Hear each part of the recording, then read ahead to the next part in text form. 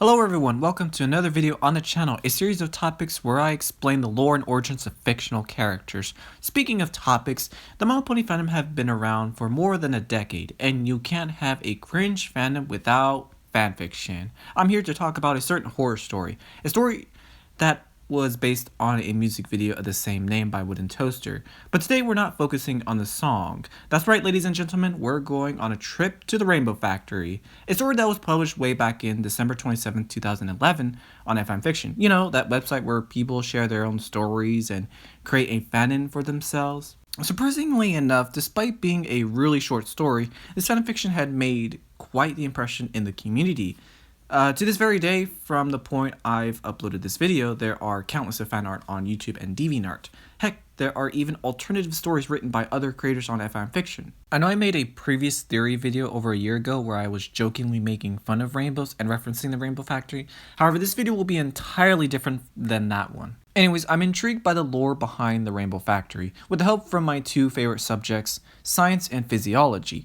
In the story, we are introduced to our main character, Scootaloo, and two of her other friends who we've never heard before, as they all tend to take an exam at a flight school. Now, as the story progresses, things take a dark turn, as Scootaloo and her two friends have been supposedly exiled by one of the worker associates after failing a test, as if they were being escorted out of sight, where they are being taken to the Rainbow Factory. Of course, the story takes place in the future, where Scootaloo is now a junior, and our characters also learn about the history of the Rainbow Factory. Now, the story does a fantastic job creating a lore and sharing their philosophy of the Pegasi and Clydesdale as a whole. Without them, then everyone would not survive without the need of food or cool temperatures. I just love how the story is using this logic. Without the sense of physics and an excellent selection of vocabulary, then the story wouldn't make any sense, or it would be too difficult for readers to understand the properties of matter. Now let's talk about the Pegasus device for a brief moment, the true villain of the story. It is a tool that was created by an engineer. A long surgical tube-like mechanism is used to inject into its victims in the lower abdomen. As the fluids are being collected, the victim begins to feel disorientated and eventually falls unconscious. All the blood and fluid is harvested from the body for an excessive period of time, or until the victim has been drained out cold, slowly but less painful, initially dying. I'm no surgical professionist, but think of it like someone donating blood. Now, of course, people need to take precaution in that, but that is basically how the Pegasus device works in reality. Let's rewind to that video I was talking about earlier. I explained the possibility of how rainbows can be made from our fluids.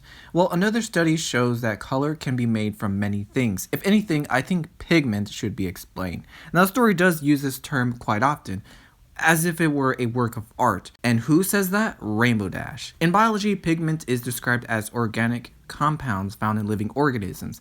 These segments are created through genetics and other evolutionary properties. However, this doesn't support the fact how color can be harvested, so it wouldn't matter if your coat was orange just like Scootaloo, as long as they have the capability of producing rainbows with their technology. Now, the story doesn't really give any specific details on why they need a rainbow. Usually rainbows are a sign of happiness and a state of feeling good. Since the story takes place in the future, the Pegasi and their hard labor isn't technically needed. It is possible to live without the need of sunlight or the ability to survive. It has been proven that humans and animals could survive using our technology to grow our own food and provide cool temperatures.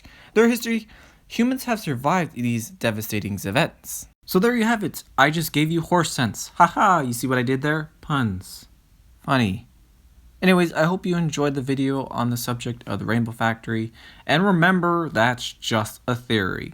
My little theory. Also, before I let you go, and I'm not going to sponsor anything, so don't worry, but I just want to let you know that if you plan on going trick-or-treating this year, or maybe you're watching this video sometime in the future during a pandemic, my best advice for you to enjoy your Halloween experience is make sure you wear a mask, keep your distance, and wash your hands before you eat the candy. Or if you don't plan on going anywhere, you can always leave a bowl of candy outside for people to collect. That is all. Thank you for watching. I'm Rukioto, and I'll see you guys later. Peace.